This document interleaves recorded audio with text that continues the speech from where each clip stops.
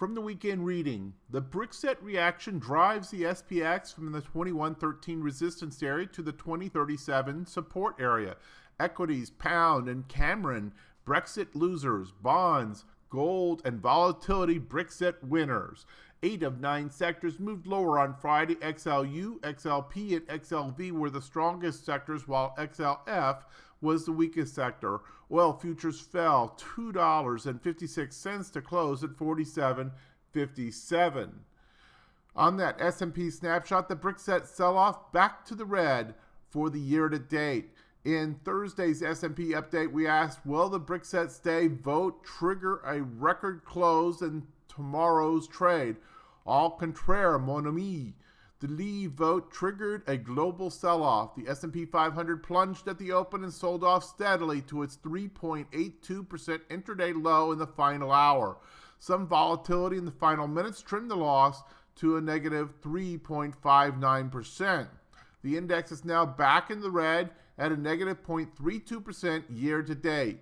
The preliminary read of the trading volume is the second highest of the year. The decline was the largest since the 3.94% sell-off in August of last year. The flight to treasuries was substantial. The 10-year note closed at 1.57, down 17 basis points from the previous section. The Brickset vote hammers global stocks. Britain and Europe lead declines, gold, treasuries, and then the yen soar. Rising dollar punishes other commodities. The VIX surges to the 2016 high. U.S. stock indices head towards May lows. World markets are shocked at the British vote. Even though polls showed the British vote to be very close, a lot of money bet that the Brits would vote to stay in the European Union. That was true with London bookies and global investors. Strong currencies and stock action on Wednesday and Thursday added to the complacency. That explains why the Friday vote and its reaction to leave the EU has provoked such a strong negative reaction. The numbers are pretty bad. The daily bars on the chart show the British pound falling nearly 9% to the lowest level in over 3 decades. Sterling had just hit a new 2016 high the day before. The FTSE 100 lost 3% after being much lower earlier in the day. European stocks were also hit hard. Another chart shows the Dow Jones Europe Index, which excludes the UK, tumbling nearly 8%. It had just cleared its 200-day line the day before. Safe haven buying pushed gold and treasury prices sharply higher. The safe haven yen also surged. The VIX index jumped to a new high for the year. The rising dollar pushed most other commodities lower. All those intermarket moves are consistent with falling stock prices. Banks fall as utilities rise on falling bond yields. 9 of the 10 market sectors were in the red. Utilities were the only gainers on the back of rising bond prices and plunging bond yields. Banks were the hardest hit for the same reason. The KBW Bank Index losing nearly 7% and falling to the lowest level in 2 months. Defensive dividend-paying stocks like Staples and Telecom are losing ground but holding up better than the rest of the market. Economically sensitive stock groups are suffering their biggest losses. U.S. stock indices head toward the support areas. It's small consolation to report that U.S. stocks aren't falling as much as European, but they are following. The Dow Jones down more than 3% and headed towards its May low and the 200-day moving average. The chart shows the S&P 500 in a similar situation. The NASDAQ is in worse shape. That chart shows the NASDAQ composite down about 4% and heading for a test of its May low. The NASDAQ has already fallen below its 200-day moving average. The stock losses are already taking place in heavier trading. Hello, this is Stephen Harris, a head trader from Falcon Global, where we model best practices for investors, traders, and day traders from entry to exit every trading day. In this daily video, I provide my opinion and insights of current market trends, market timing, volatility, and hedge risk levels for the upcoming day for the key U.S. financial markets. It is 6:26 a.m. Mountain Time, and I'm recording this in preparation for the market day of June the 27th, 2016. Full disclaimers are at the end of the video, but be aware that this is for educational purposes only, and only you are responsible for the investing or trading decisions that you make. So we had quite a bit of material there from the weekend reading, and we usually do on a Monday morning, but then in addition to everything else, of course, we had the historic Brexit vote, and that set up what is one of a very few true shock days. And I'm going to add just a couple more bullet points from the afternoon or the weekend reading. Friday qualified as a shock day. The price activity was so far removed from what investors had grown used to over the past 3 years that it's a rarefied air. Returns after other large shocks were mixed, but when they occurred relatively near a multi-year high, returns were much better, especially over the medium term. There was high demand for liquidity on Friday. The SPY liquidity premium spiked to the highest level since August, showing that there was an extreme preference for the ease of trading SPY versus the relative difficulty in trading individual stocks. There is also demand for put protection. The equity-only put-call ratio spiked above 1.0 for the first time since August. It has been rare in recent years to see more puts traded than calls, and even rarer when stocks have been in an uptrend. Friday marked only the fourth time in 30 years that there were a market-wide panic. The only other days that saw the VIX jump 25% and gold and bonds both rise more than 2% were September of 2008, May of 2010, and August of 2011. On each of those 3 dates, stocks jumped several percentage points over the next 2 to 3 days each time, though none of them marked a medium-term low. So a big trading session on Friday. Let's go ahead and jump to the morning report. And the weakness continues. As of the time of this cut, all 4 of the U.S. broad market indices were down substantially. The S&P was down nearly a point. The Russell's down over a point. NASDAQ down just below a point. And the Dow down about the same as the S&P. In terms of crude oil, you're also down in a continuation, down over 1%. Euro down about 1.2%. Bonds, big move, up almost 2%. Gold also in safe haven status, moving up over 1%. In overseas action, it's mixed, with China up 1.45%, Hong Kong down just below scratch, Japan up sharply 2.39%, Germany though down nearly 2%, and the United Kingdom down about 1.75%. In terms of macroeconomic reports for today, there's really nothing of significance on the schedule. And looking forward to tomorrow, you have consumer confidence and let's see, final GDP, Q over Q. So that'll be of some interest, though frankly right now these kinds of macroeconomic reports probably mean less than the price action and energy and momentum that's being generated by this panic type selling that you've had since Friday. We're going to need to find a bottom to that. And let's go ahead and go and look at volatility. As you would expect, volatility, a big spike. Short-term VIX up over 30. The skew very much in warning territory at 142.9. IV percentiles have climbed dramatically from where they've been, with the S&P at a 48, the Russell at a 50, the NASDAQ at a 40, and the Dow at a 47. Look at the size of the moves that you had occurring on Friday. For the NASDAQ, a 4 standard deviation move. For the other 3 indices, over a 3 standard deviation move. Those are very remarkable size moves. And as one of the morning authors mentioned, it was the surprise that really set it all up, because everybody was leaning on a bias that the Brexit vote was going to go one way, and then when it came the other, many were caught off guard and on the wrong side, and the reaction to that was swift and severe. So you see these giant moves, and right now we look to be in a continuation pattern. So we've gone a very long way in a very short period of time. Let's go ahead and go to the charts, and you see on the S&P, we were up here in the area of resistance, and we plunged with a close all the way below the recent swing lows on the Friday session. And you see today is nearing the Globex low of the Friday session. So we're down here playing with the 2000 level, and you see it's bounced just a little bit at this point off that 2000 level. But if that should break, we'll likely start to look towards a fall back towards,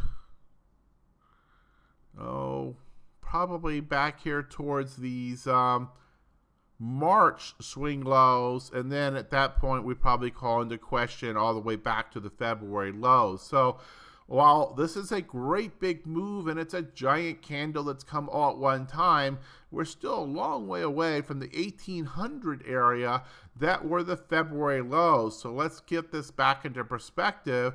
And indeed, if we were to draw a fib on this whole move from here, give me just a second.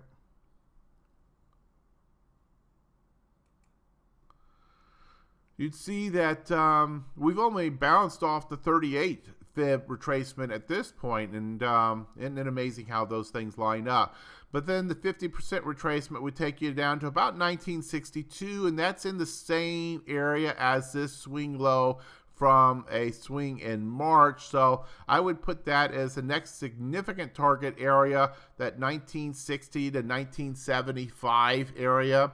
And then after that, you have the 618 fib area. That's probably the next target at around 1925. So roughly another, we'll call it 50 points. And then after that, you probably are going to get driven like a magnet all the way down to the 1800 if those levels don't hold. So right now, those are kind of your three primary target areas as support. And then if that line of support should fall, then you'd probably fall to the next area or to the next in recurring kind of fashion. So keep that in mind. 2000, we'll call it 1975, 1925, and then probably all the way down to 1800 is the big picture target areas. Now obviously looking for where do the institutions come in and support this market.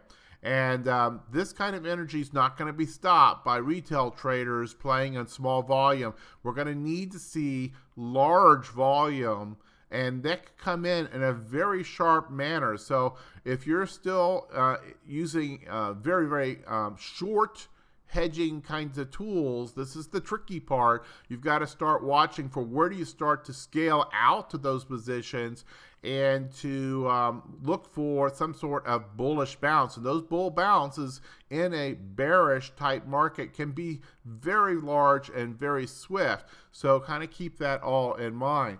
We'll take a quick look at the other indices, but they're very much all in the same patterns. The Dow, of course, also breaking down big time. This is the break of diagonal and horizontal supports. So the short term, very, very, very ugly across the board. The Russell also the same. We had intraday bounces in all these indices that was fairly significant, but now with the Sunday action coming into Monday and more of a continuation and going down towards visiting those Globex lows of that Friday session. One of the morning authors mentioned also the NASDAQ relatively weak, and you see this one very much undercutting. Smallest wick on Friday. NASDAQ in big, big trouble. Obviously, when you start to sell off on a panic day, it is the tech and the small caps that usually are considered those growth-oriented companies, the higher beta companies. They're the ones that take the biggest hits.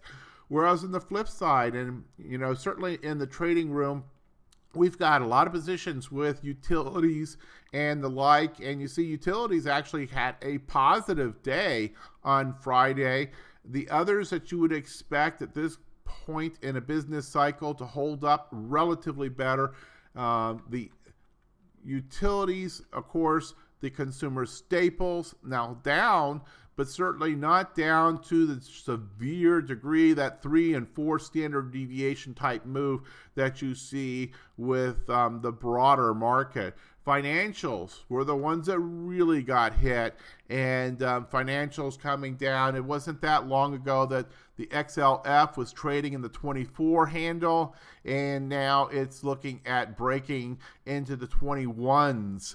So big changes going on there. So where's money going to? Well, this was very much one of those typical intermarket relation days. They went to bonds. Look at the move in bonds, and then continuing with the Sunday night into Monday morning session. All-time highs on the ZB. We'll take a look at TLT. Of course, this is through Friday. Big time closing high coming in on, well, I guess closing high, probably not the second, it's the second highest close on TLT, but certainly when you look at the futures, the TLT is going to open up higher.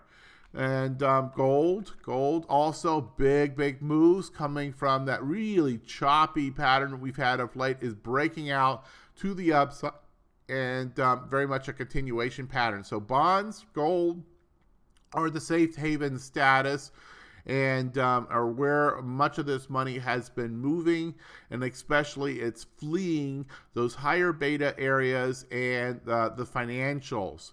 In terms of the VIX, you can see the VIX spike, and we're up into the 22 handle on the VIX. Now, intraday on Friday, we played up into the nearly 28. So big VIX spike with that action on Friday.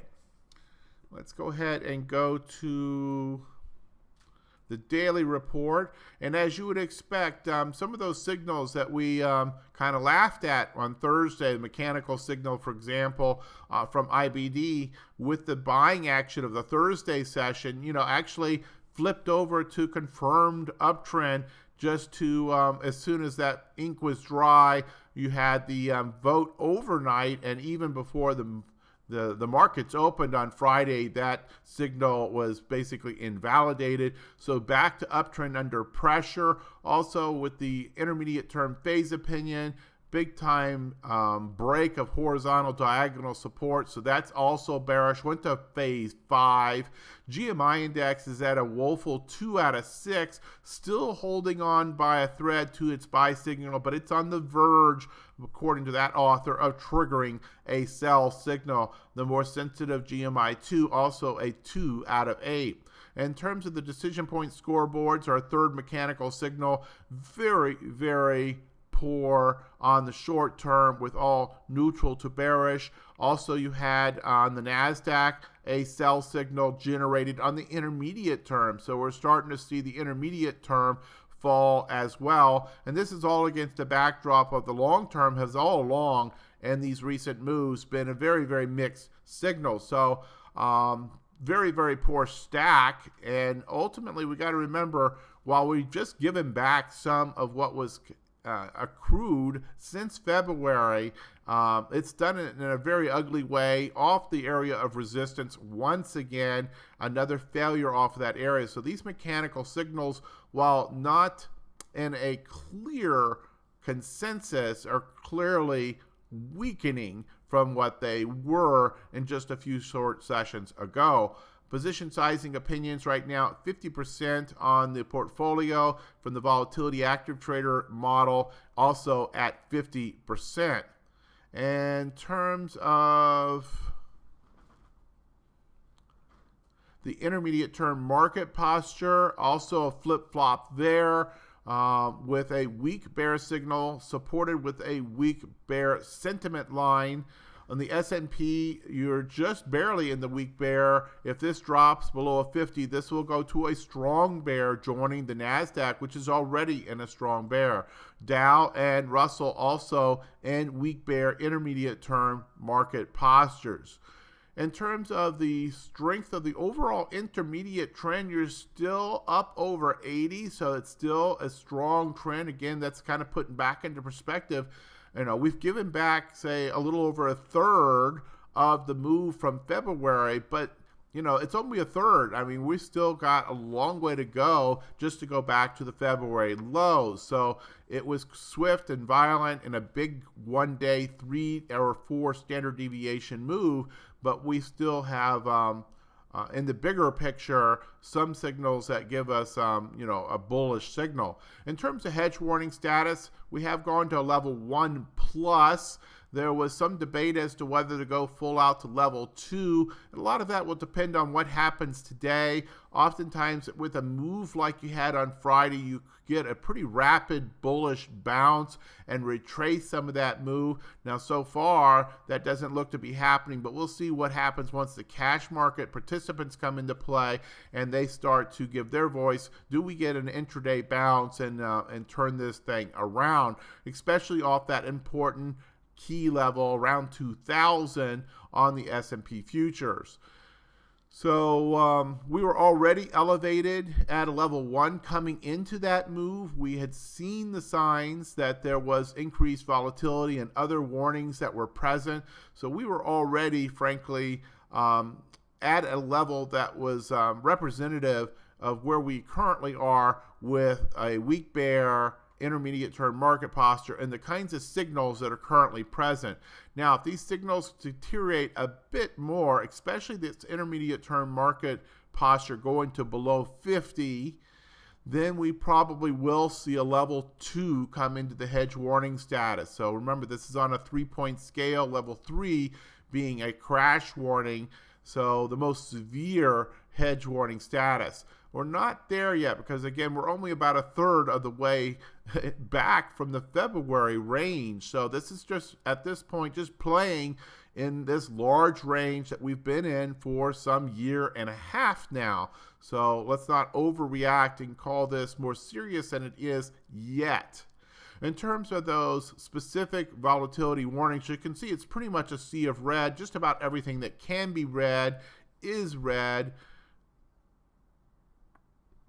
Market in decline, sharp increase, warning a brand new VIX spike with that signal on Friday. VIX futures up over 18. Distribution K count on the S&P up over 5. Skews elevated. That 10-day move out also very elevated, currently running over 70. All the trend-based signals are in the red. Look at this New York Stock Exchange new low, 737 was put in on the Friday action.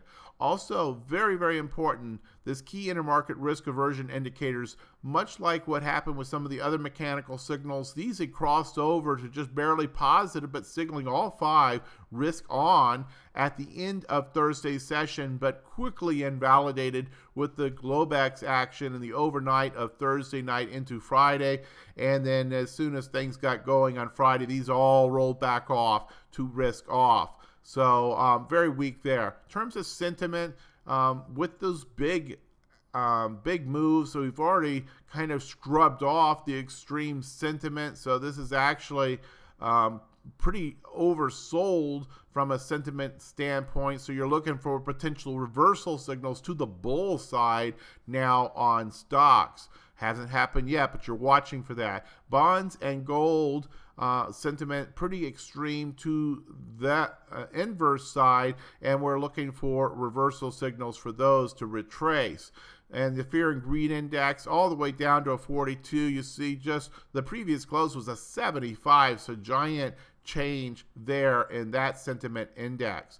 In terms of sector specific, huge change. This was a sea of green after Thursday's action, with only, as I recall, transportation and retail showing some weakness, and all of that has flipped. Now, what's holding up? Utilities. Utilities is holding up, and then telecom and consumer staples, in relative terms, we're holding up better, and you can see that right here. Now look at this, telecom down almost 1%, consumer staples down almost 2%. That might not sound good, but it's far better than being down 3 or 3.5 or over 4%. And you see financials down over 5% here. Okay, so we've gone long, as is often the case on a Monday, and let's go ahead and wrap this sequence up. And we must do the disclosures as always.